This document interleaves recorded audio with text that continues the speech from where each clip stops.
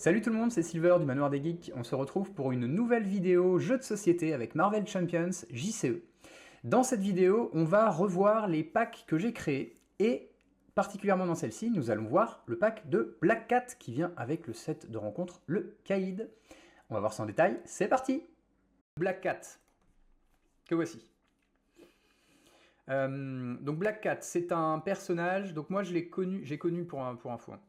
J'ai connu Spider-Man la première fois avec le dessin animé de 95 ou 97, je sais plus, qui est très très bien, qui est vraiment hyper sombre. Alors, j'ai connu Batman, le Batman de 93, et j'ai 93 ou 95, je confonds toujours les deux dates, et j'ai connu du coup le Spider-Man, donc la série animée qui fait suite à Batman. Donc la série animée de Batman est vraiment très bien, mais alors personnellement, je trouve que la série de Spider-Man est au-dessus, sur tout ce qui est côté scientifique et tout ce qui est un peu intelligence. Batman, les enquêtes, bon, c'est un petit peu léger, quoi. C'est un petit peu léger. Les méchants, leur motivation, bon, c'est des motivations, c'est un dessin animé, quoi. Tu sens vraiment derrière que, bon, c'est pas trop scénarisé, voilà. Spider-Man, je trouve qu'au niveau des scénarios, c'est un petit peu au-dessus. Il y a vraiment de la réflexion, des personnages qui ont vraiment un mal-être, un malaise, il y a des accidents qui se passent, ils doivent lutter un peu intérieurement, etc. Donc je trouve que l'écriture, en tout cas des méchants, et de tout ce qui est réflexion, est meilleure dans l'animation, dans la série animée de Spider-Man. Et donc j'ai connu Black Cat dans cette série, où en fait elle est, alors pas vraiment victime, elle n'est pas vraiment victime, mince, alors j'ai un petit souci de gris, tac, je vais essayer de switcher ça. Donc en fait c'est le Caïd qui fait une expérimentation sur elle, et donc elle devient, je sais pas pourquoi ça a foutu le camp, c'est vraiment très bizarre. Et en gros elle devient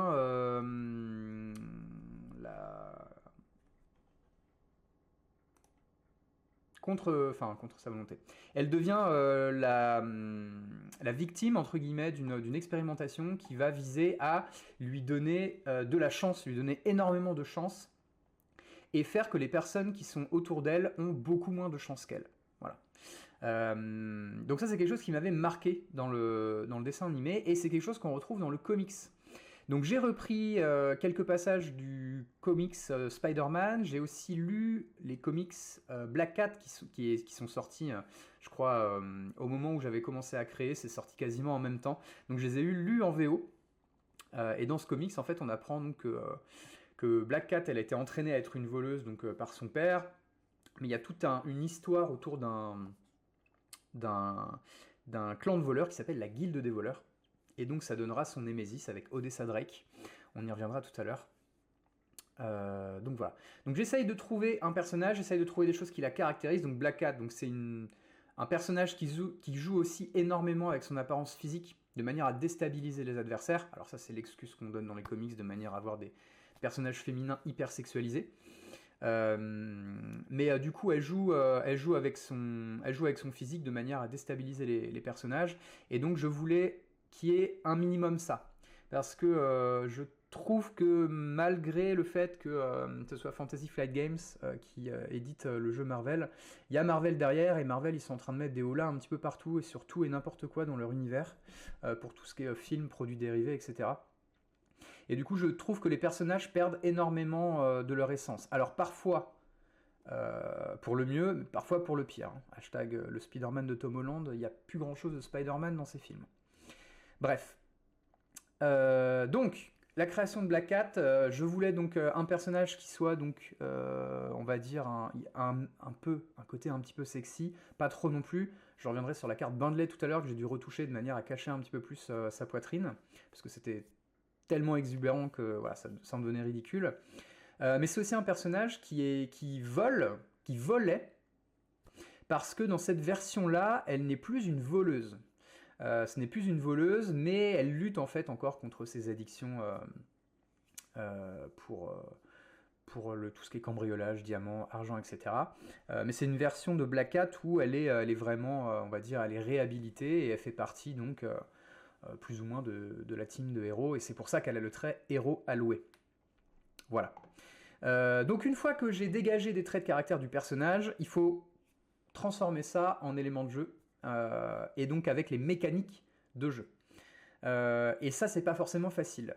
D'arriver à dégager une identité propre à chaque personnage et ensuite à pouvoir transformer ça en élément de jeu, parfois on est limité par le gameplay, donc on se retrouve avec des capacités qui n'ont pas grand chose à voir avec ce que c'est dans le comics, et donc on a des personnages qui sont pas forcément bien représentés. Donc pour Black Cat, je m'étais donné comme objectif en fait d'en faire une chanceuse et une porte-poisse, avec un petit côté cambriolage, mais vraiment léger. Donc son interruption, porte-poisse, la première carte de boost du méchant révélée. Quand la première carte de boost du méchant est révélée, annulez les icônes de boost et les icônes d'étoiles révélées. Alors, là, c'est un des premiers persos que j'ai fait, et il y a eu un souci, il y a eu beaucoup de problèmes à worder le texte, c'est-à-dire à faire une phrase qui correspond au wording de Marvel, tout en apportant, du coup, la capacité de Black Cat.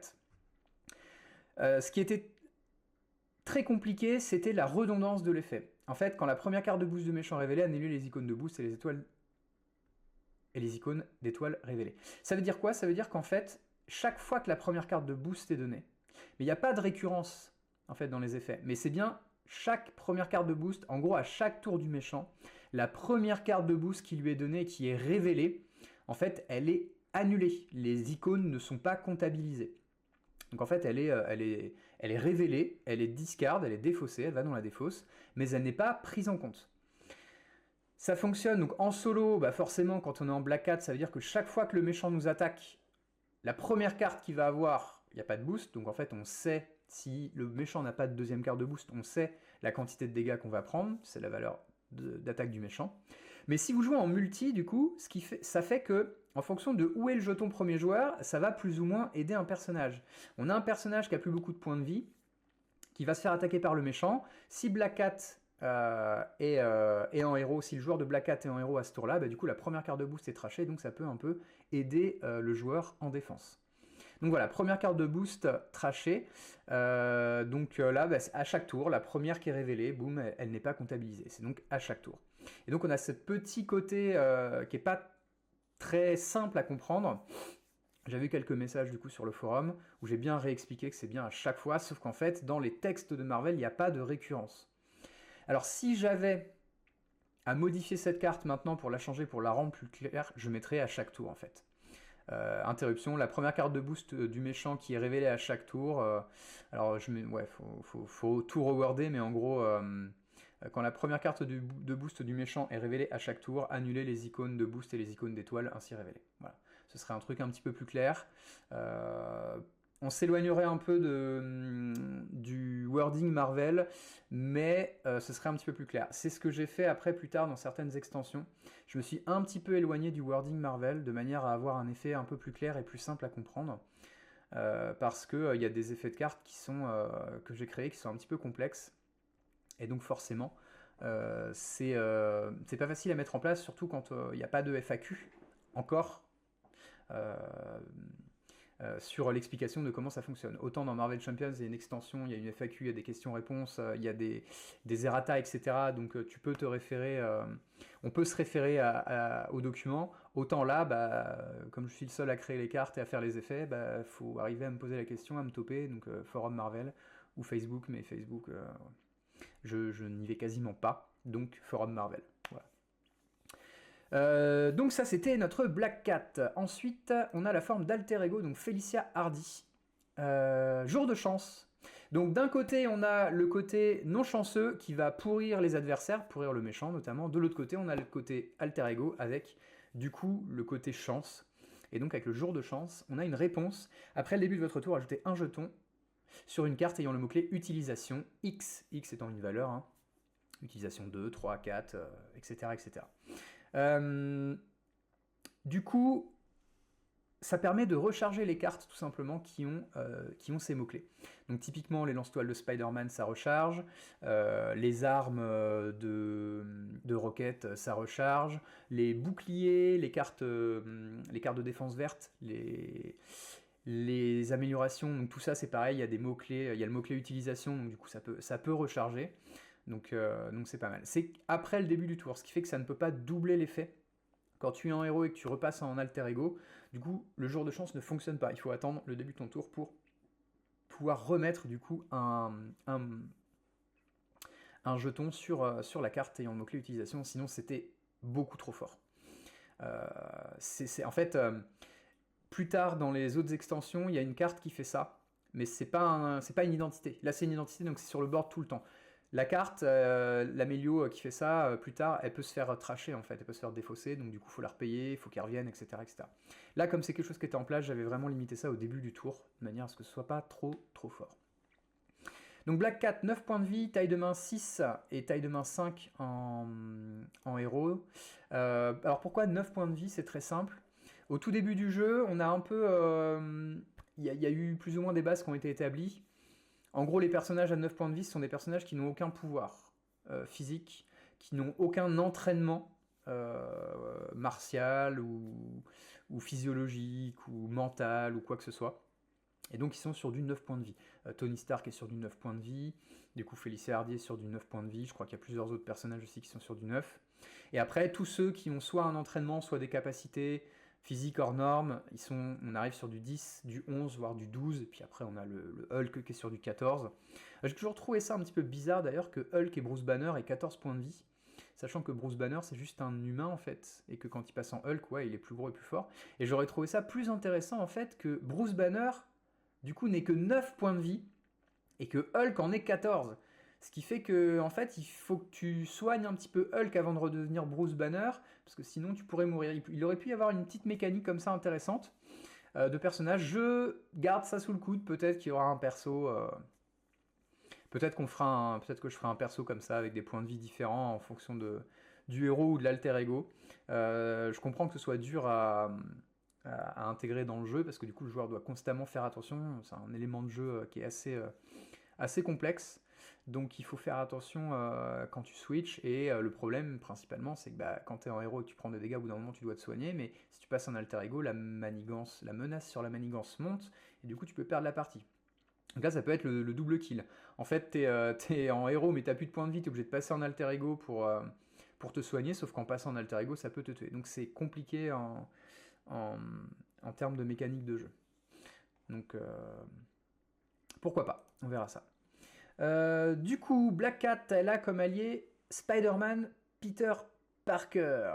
Alors, là, si c'était à refaire, peut-être que l'identité de Spider-Man ne serait pas Peter Parker, mais peut-être un Peter Parker alternatif. En fait, ce que j'ai voulu faire avec le pack de Black Cat, à la base, c'était...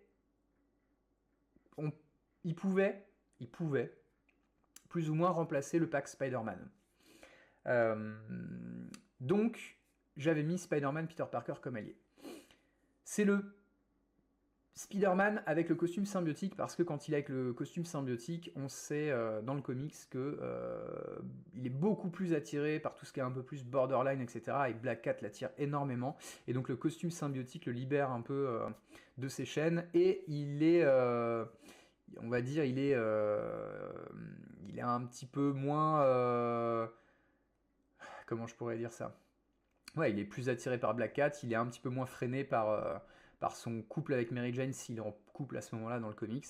Donc il se laisse un petit peu plus aller, et comme Black Cat est un personnage hyper sexualisé, forcément, le personnage masculin qu'il est, étant hétérosexuel, est fortement attiré par Black Cat. Donc ça donne lieu à des histoires parfois un peu étranges, mais voilà. Donc le Spider-Man symbiotique, donc il coûte 4, 1, 2, 4 points de vie.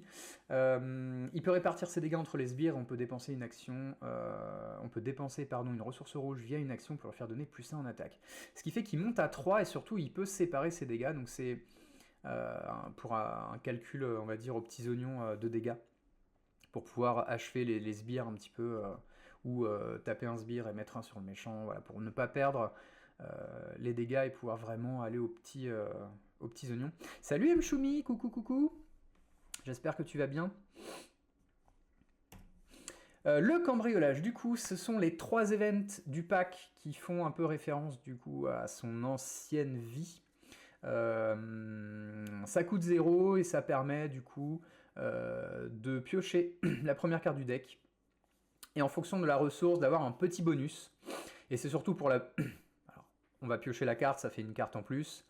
Enfin, live. Salut Davanel. Salut. Ça permet de piocher une carte en plus, donc ça donne des possibilités, ça donne une ressource, mais c'est aussi le petit bonus de la ressource qui fait que ça peut tout changer. Puisqu'on va pouvoir mettre un dégât à un ennemi, retirer une menace d'une manigance, ou piocher une carte quand c'est jaune. Donc là, du coup, pour 0, tu pioches 2, ça c'est fort. Et si c'est vert, bah là, tu fais toutes les actions, et donc c'est royal. Donc 3 cartes comme ça, il n'y a pas vraiment de question. En fait, tu prends la première carte du deck, tu le retournes, tu regardes la couleur, tu fais, bah du coup, c'est jaune, bah jaune, tu pioches une carte. Donc la carte que tu as retournée, révélée, elle vient dans ta main, et comme c'est une carte jaune, tu pioches une carte supplémentaire. Donc en fait, si c'est jaune, tu pioches 2. Il y en a 3, il y en a 2, il y en a 3 dans son deck. La diversion, donc le côté, on va dire, allumeuse, aguicheuse, sexy du personnage va jouer contre le méchant, puisque ça va permettre de désorienter du coup un ennemi. Donc en général, on ne désoriente pas trop un sbire, sauf s'il a beaucoup d'améliorations, et du coup ça va faire monter la menace. Mais typiquement, on va plutôt avoir tendance à désorienter le méchant, puisqu'il a une carte de boost. Et en général, le méchant a un peu plus de manigance. En général, c'est pas tout à fait exact, c'est pas tout le temps exact, mais il a plus de manigance que les sbires. Donc là, le but, c'est de gagner du temps. Pour un, boum, je désoriente, et puis voilà. 2 cartes, du coup, dans le set. Ensuite, Fureur. Alors, si c'était à refaire, pareil, Fureur, je ferais différemment, je pense. Je ferais pas l'événement coûter 3, je le ferais coûter 2. J'infligerai 4 dégâts, et si tu payes avec une rouge, j'aurais sonné l'ennemi ou quelque chose comme ça. Là, je trouve que c'est peut-être un trop gros event pour Black Cat. Même si, dernièrement, dans le comics où justement Otto Octavius usurpe l'identité de Spider-Man Peter Parker, elle déglingue Spider-Man, mais alors d'une force monumentale. Donc il fallait un événement fort, je l'ai peut-être fait un petit peu trop fort. Ça colle 4, alors ça colle 4 si tu n'utilises pas de rouge, donc pour 3 ça colle 4, c'est pourri. Donc typiquement tu vas toujours vouloir l'utiliser avec du rouge. Et donc là tu colles 4, puis tu colles 3. Et c'est peut-être ça qui est un petit peu trop fort, j'aurais peut-être dû mettre, en fait tu colles autre possibilité, tu colles 4 et si tu es payé avec du rouge, tu colles 2. Ce qui fait que pour 3 tu colles 6, mais tu peux séparer. Tu peux mettre 4 d'un côté et 2 de l'autre. Ça aurait pu être une possibilité. Une autre possibilité, voilà. Si je laisse comme ça, il n'y a pas d'errata, il n'y a rien, voilà, je le laisse comme ça. Mais maintenant, avec un peu de recul, si c'était à refaire, je diminuerais un petit peu, la force de cet événement, surtout qu'elle en a 3 en plus. Héritage de Walter. Donc Walter, qui est son père, qui est mort dans les comics. Il se fait arrêter, il meurt en prison. Donc pareil, hein, ça c'est dans l'animé. Non, ça casse pas le jeu, effectivement. Ça casse pas le jeu, mais tu vois, comparé à un événement, un Spider-Man, pour 3, tu colles 8. Là, pour 3, si tu as payé avec du rouge, tu colles 4 et tu colles 3. Donc tu peux coller 7 à un ennemi, ou alors tu peux coller 4 à un ennemi et 3 à un autre. Et ça c'est hyper fort, en fait. Surtout que les sbires, en général, 3 et 4, ça te donne 2 options pour qu'il ait potentiellement un sbire. S'il a 3 points de vie, bah, tu mets 3 et tu mets 4 au méchant. S'il a 4 points de vie, tu mets 4 et tu mets 3 au méchant. Ou si tu as d'autres sbires en jeu, après, bah, du coup voilà, donc c'est le côté polyvalence en fait, et l'addition des deux qui fait que c'est... Voilà. Personnellement, maintenant, au stade où on arrive à Marvel, c'est peut-être un petit peu trop fort. Bon voilà.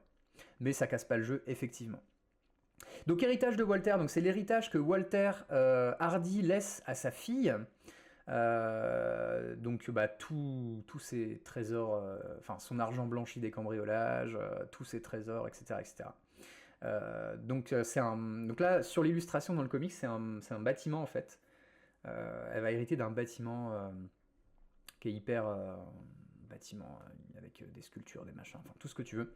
Et donc du coup c'est un soutien avec 3 jetons héritage qui sont en fait des ressources vertes. T'inclines, tu retires un marqueur et ça génère une ressource verte.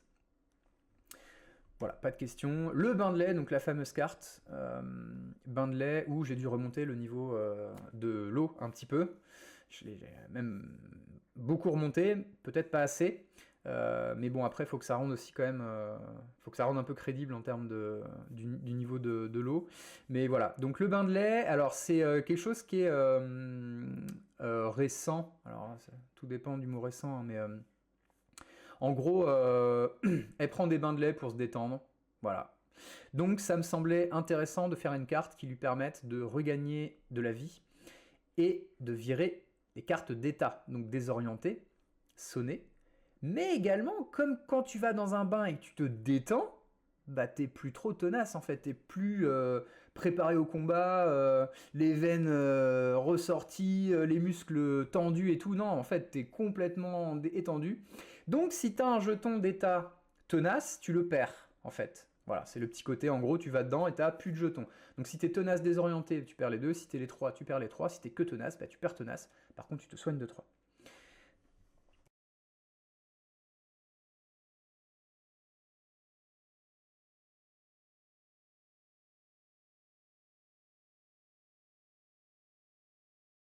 La carte bleue, il y avait un événement. Il y avait un événement bleu, je crois, qui te permettait du coup d'additionner les pouvoirs d'un allié à ton héros et de ne pas mettre de dégâts consécutifs au héros. J'avais fait une première version de la carte et quand j'avais vu la carte après, merci. Quand j'avais vu la carte après, du coup, la carte officielle de Marvel, j'ai retravaillé le texte de manière à faire quelque chose qui ressemble, je crois que c'est mot pour mot en fait, à ce qu'il y a sur la carte. Donc c'est un soutien qui te permet en gros, t'attaques ou tu contres avec ton héros, t'inclines un autre allié en jeu, et tu ajoutes la valeur du pouvoir de l'allié à ton héros. Ce qui fait que l'allié n'attaque pas tout seul ou ne contre pas tout seul et ne prend pas donc de dégâts consécutifs puisqu'il est incliné via l'effet d'une autre carte. Donc c'est très important. Quand tu utilises le duo de choc, ça ne met pas de dégâts sur ton allié. Et c'est le but en fait. C'est vraiment de travailler en tandem de manière à être plus efficace et donc à éviter les dégâts. Ce qui fait qu'avec le duo de choc, tu as 3 jetons duo, tu peux 3 fois utiliser les valeurs d'un allié pour augmenter les valeurs de Black Cat, et derrière, après, tu peux utiliser ton allié comme il se doit avec les dégâts consécutifs pour, pour avancer après dans le jeu. Mais voilà, je trouvais ça intéressant, surtout que, en fait, on revient un petit peu sur le processus de création, mais donc quand je choisis le personnage et que je définis le personnage, quand je le caractérise, quand je fais sa caractérisation, après je transforme donc certaines caractérisations en éléments de jeu. Je cherche les illustrations. Donc, chez moi, j'ai une pièce remplie de comics. Elle n'est pas remplie que de comics Spider-Man, mais j'ai beaucoup, beaucoup, beaucoup, beaucoup de comics Spider-Man. De tout. Des intégrales, des plus récents, des Ultimates, les Spider-Verse, le Spider-Man noir, le 2099, etc. etc. Salut Misolo. Donc en fait, je reprends les comics, je regarde les illustrations où le personnage apparaît, et je regarde les illustrations que je pourrais éventuellement récupérer pour pouvoir en faire des cartes. Donc j'ai des sites internet en ligne où tu peux retrouver, lire les comics en HD. Du coup, je récupère les illustrations. Parfois, je dois effacer des bulles, parce que du coup, il y a des bulles. Donc je dois redesigner le décor, recréer du décor, parce que c'est une bulle blanche en fait avec une écriture noire, donc ça te bouffe l'illu, donc tu es obligé de reconstruire l'illu. Parfois il faut redimensionner un petit peu, parfois il faut retirer un personnage, ça m'est déjà arrivé de retirer des personnages de l'illustration et donc de le remplacer par du décor. Parfois je détourne carrément le personnage, parce que la posture est cool, c'est ce que je veux. Par contre, le fond, il y a 3 personnages, il y a 4 bulles, c'est en carré, alors que moi je le veux en rectangle, donc c'est catastrophique. Donc je détourne le personnage, je le vire, je mets un autre fond derrière. Et puis du coup, ça permet de changer un peu l'illu, mais d'avoir ce que je veux, quoi. Je suis très très très perfectionniste, et quand j'ai quelque chose en tête, je veux vraiment aller jusqu'au bout. Alors parfois ça me joue des tours, mais pour Marvel, j'ai vraiment des idées en fait arrêtées sur certains personnages, sur certaines illustrations aussi, sur certaines choses que je veux, et j'essaye de tout faire pour pour créer l'idée que j'ai dans la tête sur le papier, quoi. Et ça m'a joué, alors ça m'a pas vraiment joué des tours, mais ça a été très compliqué puisque dans un petit pack d'équilibrage Marvel qui n'est pas encore sorti, qui sortira bientôt. Sur une des cartes, je voulais, donc c'est le titre de la carte, c'est Deuxième round mon pote. Je sais plus dans quel film c'était, mais j'avais trouvé cette réplique juste incroyable et je m'étais dit il faut absolument que je la mette parce que c'est trop bien. En gros, c'était une carte d'équilibrage avant qu'ils fassent la FAQ où ils annoncent que du coup, il ne peut y avoir qu'un seul renfort par joueur, tous les autres renforts ne comptent pas. Donc c'était une carte qui disait qu'en gros, chaque joueur n'avait qu'un seul renfort. Donc bon, j'avais un petit peu intuité le changement de gameplay qu'il allait avoir. Et en fait, je voulais les héros Marvel, mais complètement abattus, avec des costumes détruits, du sang, des bleus, des machins, mais toujours prêts à en découdre. Eh ben, vous allez rire, mais allez trouver une illustration comme ça aujourd'hui sur Internet. Eh ben, c'est quasi impossible. Ils ne veulent plus voir de héros Marvel ensanglantés, battus dans les batailles, etc. En tout cas, je n'ai pas réussi à en trouver. J'ai trouvé une pauvre illu, une seule. Je sais même plus si j'ai trouvé sur Pinterest, je sais plus du tout parce que du coup Pinterest m'aide aussi énormément.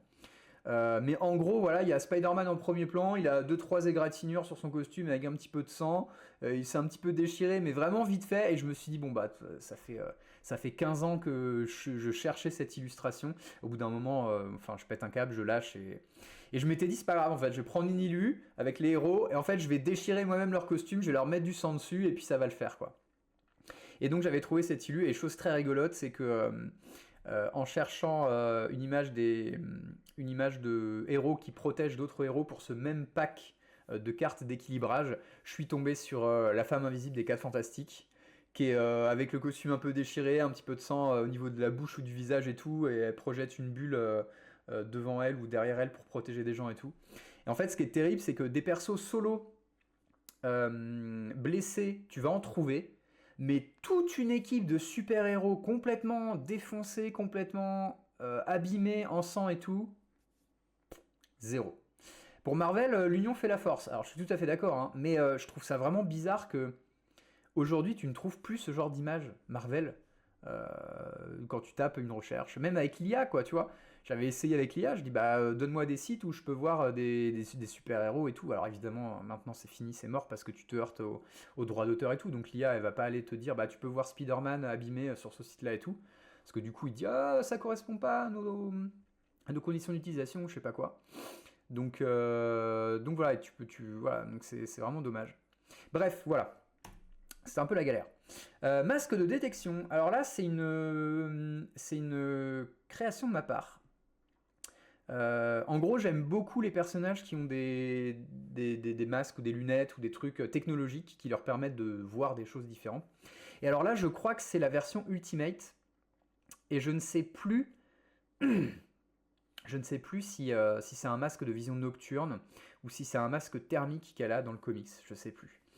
Mais en gros, voilà, donc j'ai pris un peu de tout, donc de l'univers classique, la Terre 616, et de l'univers Ultimate. De toute façon, j'essaye de prendre un peu dans chaque univers.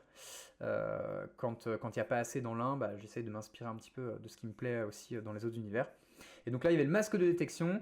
Donc là, c'est clairement le côté Seigneur des Anneaux. Je joue aussi beaucoup au Seigneur des Anneaux JCE. Donc Star Wars JCE, Seigneur des Anneaux JCE, Marvel JCE. Et le héros Gandalf qui permet de jouer avec la première carte de ton deck face visible, je trouvais ça vraiment génial. Et je me suis dit en fait, Black Cat, elle, ça va pas être, donc ça va être ton deck, mais tu vas aussi pouvoir aller, comme c'est une ancienne cambrioleuse, bah tu vas te permettre d'aller regarder en fait les cartes du deck de rencontre.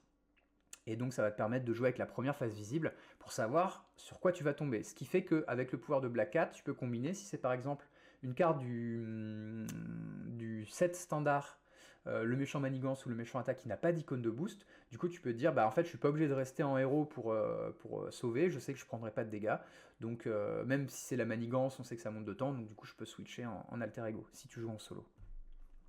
Voilà, donc ça c'est pour avoir de la visibilité. C'est pas la meilleure carte, mais il faut pas faire que des meilleures cartes non plus dans les sets, sinon après tu peux plus rien jouer. Enfin, quand t'as une main avec que des cartes de ton set, t'es bloqué et puis ça te fait chier tout tracher.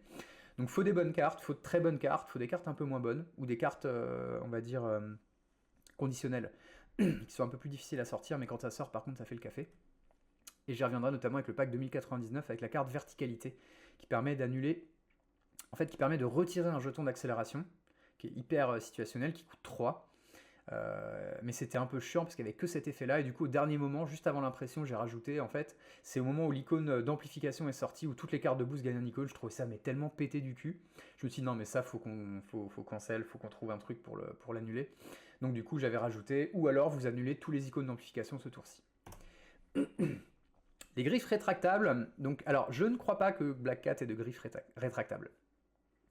Elle a des gants en fait avec des griffes et elle les utilise, etc. Après, il faut trouver des noms de cartes, faut trouver des trucs, faut améliorer aussi un petit peu le personnage quand on peut. J'aime bien ajouter, alors légèrement, ajouter un petit peu ma patte dedans. Tu vois, le masque de détection, typiquement, ça se trouve, c'était juste un truc pour filtrer ou voilà. Les griffes, c'est pareil, elles sont pas vraiment rétractables, mais là, ça permet vraiment de te dire, bah, le personnage est capable de sortir des griffes pour attaquer ou de pas les sortir. Donc ça compense la faiblesse de Black Cat qui n'a que 1 en attaque et elle ignore l'icône d'état de tenace. Alors là, pareil, c'était au tout début du jeu, et le fait de mettre perçant, je trouvais ça trop fort. Donc j'avais mis ça pour compenser un petit peu, et dire, bah en gros, elle ignore le tenace, donc elle passe, elle fait des dégâts, par contre le tenace reste. Voilà, c'était le sorte de pseudo-équilibrage. Aujourd'hui, je le ferai pas, je mettrai plus 1 perçant, point barre, pour 2. Pour 2, c'est plutôt fair, c'est plutôt juste. Et le grappin, alors, je sais... Salut Luc Tabo, c'est une pub de merde qu'il faut que je supprime. Mince, je pensais que c'était un nouveau viewer. Merci beaucoup Kalisha. Ah non, c'est Wizbot qui a banni. Ok, bon, vous voyez encore le message, mais donc n'allez pas sur ce lien. C'est de la merde. Le grappin, donc les persos, les gens qui me suivent à la fois sur le forum et également mon groupe de test... dont notre Vincent Avengers. Vincent, si tu nous regardes, je te fais un bon coucou. J'adore les grappins. Alors, dans la vraie vie, j'adore les grappins. Je trouve que le grappin, Batman avec son grappin, c'est trop stylé, c'est génial. Et en fait, je trouve que les héros avec un grappin, c'est vraiment cool parce que ça leur permet de faire beaucoup plus de choses, de faire des choses plus rapidement, de sortir de situations compliquées. Et donc, du coup, je m'étais dit, le grappin, ça doit permettre de se redresser.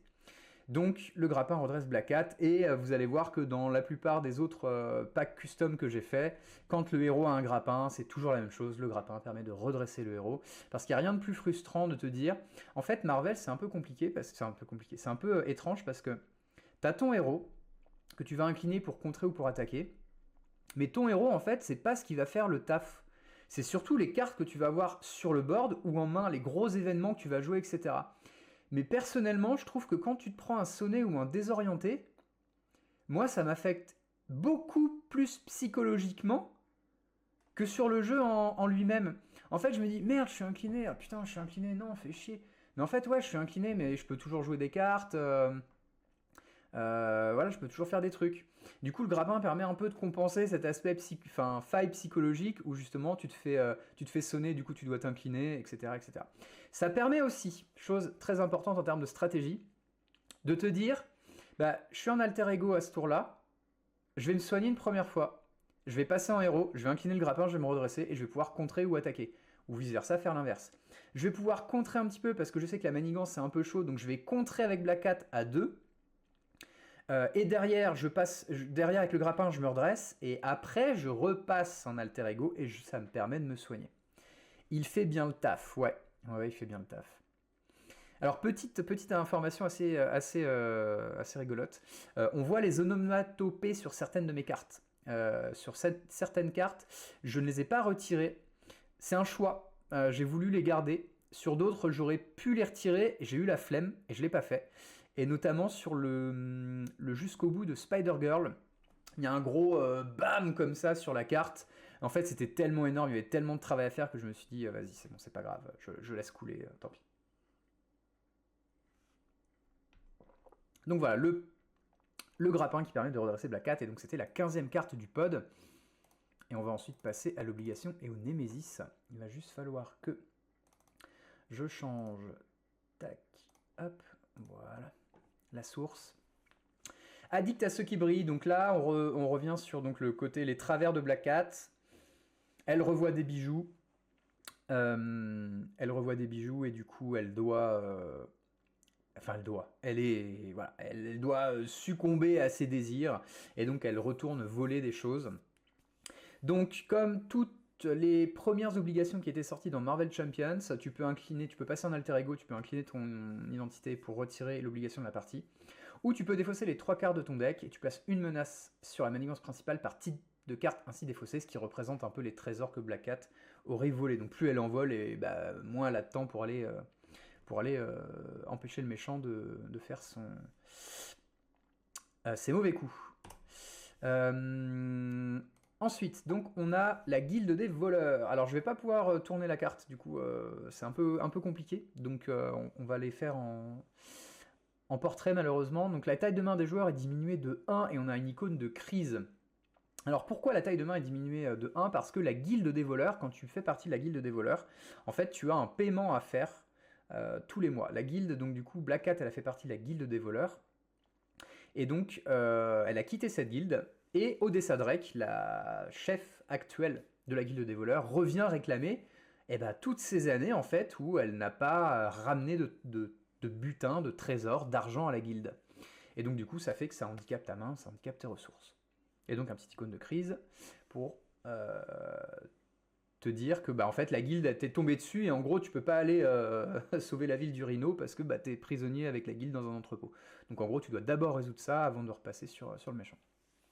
Odessa Drake, une 2-1-4, une fois révélée, donc chaque joueur doit se défausser d'une carte de sa main si possible, parce que des fois tu n'as plus de main, tu as des cartes qui peuvent te tracher ta main, on verra ça tout à l'heure dans le pack avec Scarlet Spider.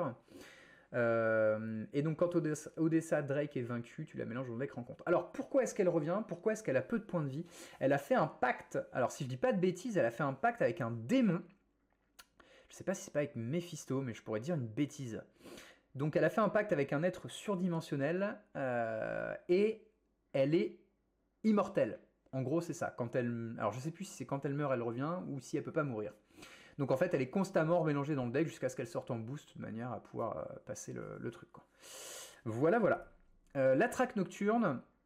Chaque joueur incline un allié qu'il contrôle. Si un joueur ne contrôle pas d'allié, il subit un dégât. Évidemment. C'est en 2 exemplaires. Et le dernier, soumission. Alors j'adore cette carte. Choisissez et défaussez une carte de votre main. En fait, j'adore l'illustration, j'adore ce que ça représente, parce que c'est un entretien entre Odessa Drake et je ne sais plus quel personnage de l'univers.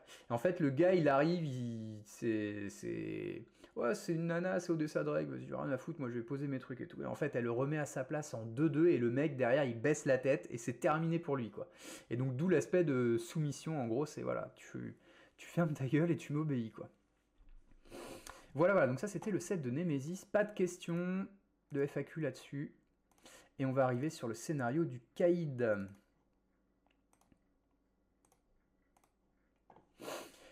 Donc le Caïd, forme 1, 2 points de vie, réponse forcée après que les points de vie du Caïd sont descendus en dessous de 12 ou en dessous de 7 par une attaque d'un joueur ou par un effet de carte d'un joueur, le Caïd attaque ce joueur. En gros, c'est le côté un peu riposte. C'est le côté qu'on retrouve dans les jeux vidéo. Là, je me suis grandement inspiré des jeux vidéo. À force de tabasser le Caïd, au bout d'un moment, il te déferle dessus et il te rue de coups. Alors, le Caïd a beaucoup de points de vie et il est très fort physiquement. Peut-être un poil trop, encore une fois. Ça faisait partie des premiers méchants que j'avais fait. Donc, ouais, carrément. Pourtant, je suis pas trop fan de tout ce qui est mafia, etc. Je trouve souvent que c'est pas très très bien fait, c'est assez cliché, etc. Mais ouais, le fait que justement il y ait tout un truc un peu tentaculaire dans toute la ville, etc. C'est ce que j'ai voulu pour le deck Caïd. C'est une des raisons pour lesquelles il fait 38 cartes. Il y a beaucoup de manigances annexes, il y a beaucoup de sbires, parce qu'en fait il y en a partout. Ce scénario-là, c'est vraiment une course d'endurance, c'est de l'endurance en fait. Il faut arriver à éliminer toute la mafia de la ville et ça prend du temps. Donc là, petite FAQ donc sur le Caïd, très important. Je suis Spider-Man, le Caïd est à 13 points de vie, je fais mon coup de pied en balancier. Je fais 8 dégâts, il passe à 5, qu'est-ce qui se passe? Il est passé en dessous de 12, donc il m'attaque, une première fois. Et il est passé en dessous de 7, donc il me rattaque une deuxième fois. Donc attention, quand vous attaquez le Caïd, essayez de le faire passer de supérieur à 12 à inférieur à 12, mais supérieur à 7, sinon vous allez vous manger 2 attaques consécutives. Ce qui peut être très violent. Caïd 2. Caïd 2. Caïd 2, c'est un 2-3. Je pense qu'il aurait dû terminer en il aurait dû terminer en... Après, c'est compliqué parce qu'il est quand même physiquement fort, mais... Ouais, je sais pas. J'aurais peut-être pas dû le faire commencer en 2-2 en fait. Peut-être en 2-1, après en 2-2 et en 3-2 ou en 3... Ouais, je sais pas. Le caïd, c'était vraiment compliqué. C'était vraiment compliqué. La forme 2, du coup, chaque carte de boost n'ayant aucune icône de boost gagne une icône de boost. Donc là, c'était pour les cartes, si je dis pas de bêtises. Alors, il y a des cartes dans son scénario qui n'ont pas d'icône. Il y a les tireurs fous. Et il y a les manigances annexes. Je crois que les 5 manigances annexes... C'est ça, les 5 manigances annexes n'ont pas d'icône de boost. Et dans le set standard, vous avez 4 cartes qui n'ont pas d'icône de boost, les 2 cartes assaut et les 2 cartes avancées, ou le méchant manigance. Donc les 2 cartes qui font que le méchant attaque, et les 2 cartes qui font que le méchant manigance. Donc ça permettait un peu, au fur et à mesure de la partie, de te dire, bah ouais, en fait, le caïd, il a son influence, ça va influencer un petit peu ce qui va se passer, etc. Et puis bah, l'argent du caïd fait que les méchants deviennent un petit peu plus forts, etc. etc. Et donc du coup, ça met des icônes de boost sur les cartes qui n'ont pas d'icône de boost en forme 2 et en forme 3, ça met une icône de boost partout sur toutes les cartes de boost. Donc les cartes de boost qui vont au caïd, mais également les cartes de boost qui vont au sbire, puisqu'après on a découvert, après avec le mot-clé Villainy, les sbires peuvent également avoir des cartes de boost, et donc ces cartes de boost sont aussi affectées par la capacité du caïd. Donc ensuite, ici, tac tac tac, donc c'est la mise en place, on s'en fout. Dans l'ordre des joueurs, chaque joueur défausse des cartes du dessus du deck rencontre jusqu'à ce qu'un sbire soit défaussé, le sbire engage ce joueur, rien de particulier. Pour chaque sbire en jeu, soignez le caïd de 1 dégât avancé au stade 2B. Donc là, pareil. Après qu'un sbire a engagé un joueur, défausser les 2 premières cartes du deck de ce joueur. Bon, c'est accessoire, mais ça fait chier quand t'es pas en place. Chaque joueur défausse une carte soutien individu ou une carte allié individu qu'il contrôle. Alors là, c'était le côté, en gros, le caïd, il a éliminé tes amis et du coup, il est en train de devenir le roi de la ville parce que plus personne les arrête. Il élimine les avocats, il élimine le procureur. Enfin voilà, il monte petit à petit en éliminant. Donc ça représentait un peu ce côté-là. Sachant qu'en plus, c'est des soutiens individus dans le Spider-Verse, dans Spider-Man et puis dans les packs du coup, qu'on a créés. C'est beaucoup de personnages qui permettent de te soigner en fait. Donc il faut le retrouver pour te re-soigner, ce qui te fait reperdre du temps, donc on est vraiment sur la course d'endurance. Et après qu'un sbire a engagé un joueur, placez une menace sur cette manigance, et donc là comme il y a une balle de sbire, en fait le caïd a réuni toute la pègre, et donc chaque fois qu'il y a un petit pimpin qui fait une petite frappe qui va voler, tuer, etc., et bah ça fait avancer en fait les plans du caïd, et donc ça fait monter la manigance principale.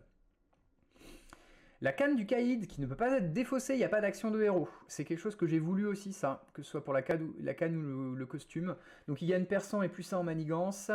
Et le costume, il peut pas recevoir des cartes d'état sonné, il peut toujours être désorienté, puisque Black Cat a ses cartes d'événement, donc ça m'aurait un peu embêté de dire bah non, le costume il lui permet de pas être désorienté. Donc c'est un costume donc, sur mesure, donc ça c'est pareil, c'est inspiré de la série Daredevil, son costume de combat sur mesure là. Donc j'ai réussi à trouver une illustration où le caïd il tient un peu son costume, genre ouais, j'ai un bon truc sur moi, il peut rien m'arriver, etc. Mais c'était un peu compliqué aussi de trouver cette carte. D'ailleurs, pour les plus malins d'entre vous, vous avez peut-être remarqué, mais en fait c'est la même illustration. J'ai juste fait une symétrie verticale. C'est exactement la même illustration en fait. Entre la canne et le truc. Donc j'ai vu cette illu, j'ai fait hop, nickel, j'ai la canne, j'ai le costume, impeccable, j'utilise les deux. Ça se voit pas trop, mais voilà, c'est la petite info de making of. Le tireur fou Villainy, bon bah voilà, 0-0, il a une carte de boost et puis il fait des dégâts, on sait pas trop ce qu'il fait, il tire partout, des fois il touche, des fois il touche pas. La racaille armée à distance perçant, parce qu'il a une arme, j'aurais pu mettre perçant aussi sur celui-là, mais je voulais vraiment un upgrade en termes de sbire. Je voulais vraiment un petit peu un escalier en fait d'ennemis de plus en plus fort, enfin vraiment des différences. Pas des sbires qui ont les mêmes trucs, mais qui ont juste un petit élément de texte qui change. Je voulais vraiment voilà, faire quelque chose de différent. À distance, perçance, déferlement avec des stats beaucoup plus forts, les miliciens du caïd. Et les gardes privés qui ont garde et riposte 1. Là, pas de FAQ, pas de questionnement, rien du tout. Attribuer une carte de boost à chaque sbire en jeu. Si aucun sbire est en jeu, défausser des cartes du dessus de l'écran compte jusqu'à ce qu'un sbire soit défaussé. Ce sbire vous engage. Pareil, rien de plus. Minuit moins 1, le caïd s'active contre vous. Voilà, une activation supplémentaire. Il y en a 2. Pacte avec la pègre, placez 2 menaces sur chaque manigance. S'il y a 2 sbires ou plus en jeu, placez 3 menaces sur chaque manigance, évidemment, puisque plus il va y avoir de sbires, plus il va nouer des relations, et donc plus ça va faire de dégâts sur le board et dans la ville. Défausser des cartes du deck rencontre jusqu'à défausser une manigance annexe, révélez-la. Soit un domicile, le caïd soigne de 4 dégâts, donnez une carte d'état tenace au caïd. Savoir s'entourer. Une fois révélé, défausser des cartes du dessus du deck rencontre jusqu'à défausser un sbire. Ce sbire vous engage. Ouais, l'illustration de minuit moins 1, ouais. C'est vrai. Elle est très jolie. J'essaie toujours de trouver, c'est pas facile, hein, mais de trouver vraiment des illus qui claquent et qui donnent envie. En fait, tu la joues, tu vois qu'il y a quelque chose, quoi. C'est pas juste le caïd ou Daredevil qui sont face à face, et puis voilà, quoi. Vraiment de trouver une dynamique et d'essayer de relier le visuel de la carte à l'effet de la carte, en fait. Ce qui n'est pas toujours facile.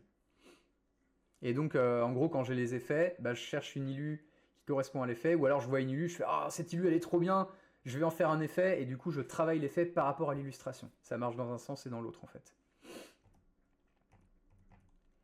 Savoir s'entourer en effet. Pour Vanessa, alors là, pour Vanessa, l'illustration est dégueulasse, mais en fait, elle est dégueulasse de base. Elle est hyper granuleuse. C'est dans un vieux comics que j'avais trouvé ça, où Vanessa était malade et en fait le caïd faisait... donc pareil, hein, ça vient du dessin animé, Vanessa, donc sa chair est tendre et malade, mais on le retrouve dans le comics. C'est vrai, ouais. Alors, c'est pas facile, mais j'essaye toujours d'essayer de raconter une histoire avec le scénario du méchant. D'essayer de... Voilà, que les cartes, elles racontent plus ou moins une histoire indépendamment, mais que tout ensemble, tu arrives, les manigances aussi annexes, ça arrive à tisser quelque chose pour essayer justement de raconter quelque chose et de donner envie en fait aux joueurs de lire les comics. Parce qu'il y a du très mauvais dans les comics, mais aussi du très bon. Donc c'est cool si ça entretient l'aspect narratif chez toi, Davanel. Mission accomplie pour moi, je suis content. Donc déplacer 2 menaces de chaque manigance annexe vers la manigance principale. Alors j'adore cette carte. C'est un effet que je voulais vraiment, surtout qu'avec le caïd, il y a 5 manigances annexes qui ont beaucoup de menaces en plus dessus. Et ça permet de te dire, en fait, si tu gères pas les manigances annexes, bah, à un moment donné, si ça sort, bah, la manigance, en fait, elle va sur la principale, et donc tu peux perdre si tu laisses trop les manigances annexes, quoi. Donc voilà, les 5 manigances annexes. Donc on a main sur la ville, placer une menace supplémentaire par sbire en jeu sur cette manigance. Ça montre un peu justement l'étendue du pouvoir du caïd, à quel point il arrive à étendre son pouvoir à travers la ville. Plus il a de sbires à ses ordres, plus il contrôle la ville. Détruire pour reconstruire. Une fois révélé, chaque joueur défausse un lieu qu'il contrôle. Si un joueur ne contrôle pas de lieu, il place une menace sur la manigance principale. Donc pareil, hein, c'est le souhait de Wilson Fisk, que ce soit dans la série Daredevil ou dans le comics. C'est surtout dans la série Daredevil. En fait, il veut péter les trucs pour tout reconstruire à son image. Et donc là, ça marche avec les lieux, donc tout ce qui va être manoir, héliporteur, tous ces trucs-là, bah, ça dégage parce que le caïd a fait péter tout ça. Visite inhospitalière. Alors ça fait partie des nombreux jeux de mots que je fais. Je trouve ça assez intéressant d'avoir un jeu de mots dans le titre de la carte et par rapport à l'illustration. Donc là, on a Matt Murdock qui est à l'hosto, qui est mal en point, et donc le caïd vient le voir. C'est à la fois une visite inhospitalière parce que bah, c'est le méchant qui vient le voir, et aussi donc le côté un peu hôpital. Donc voilà, c'était le petit jeu de mots. D'une manière ou d'une autre, elle ne donne pas envie de jouer d'une manière. C'est pas faux.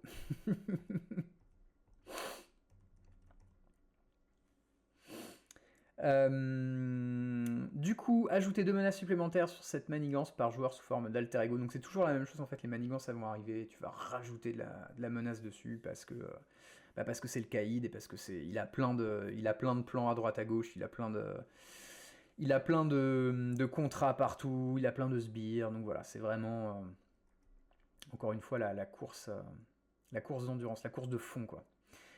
Une fois déjoué, cherchez dans le deck rencontre ou la pile de défausse rencontre une carte attachement, révélez-la, mélangez le deck rencontre. Donc là, c'est malheureusement un effet un peu chiant pour le joueur, puisque du coup, tu as un icône de crise.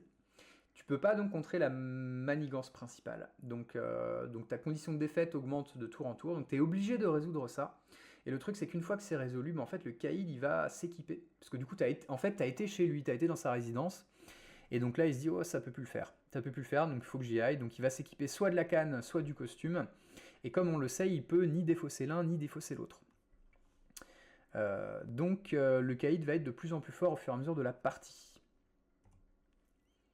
Notoriété publique, donc c'est le moment où Fisk veut entrer à la mairie, et avant, donc il écrit un bouquin pour expliquer tout son parcours, etc. etc. Pourquoi il a fait ça, donc tout en cachant évidemment les erreurs qu'il a commises, hein, évidemment, sinon ce serait pas rigolo. Et donc tant que cette manigance est en jeu, vous ne pouvez pas attaquer le Kaïd, effectivement, puisque du coup Wilson Fisk est un personnage public à la course à la mairie, et donc du coup, qu'est-ce qui se passe? On peut plus lui péter les dents, parce que du coup, non, tu vas pas péter les dents d'un conseiller municipal, ou enfin d'un futur maire de la ville. Donc on est obligé, avant de le décrédibiliser, via cette manigance annexe, pour après pouvoir aller lui péter les dents. Voilà. Eh, Wilson Fisk, c'est le Kaïd, c'est un pourri. Ah, allez-y, pétez-lui la gueule. C'est parti, j'y vais. Voilà, c'est un peu ça. Deck modulaire. Deck modulaire. Ah, génial. Il n'a pas pris en compte mon truc, c'est pas très grave. Alors, on switch sur le deck modulaire homme de main. Donc, homme de main, c'est un petit truc avec des mafieux, hein.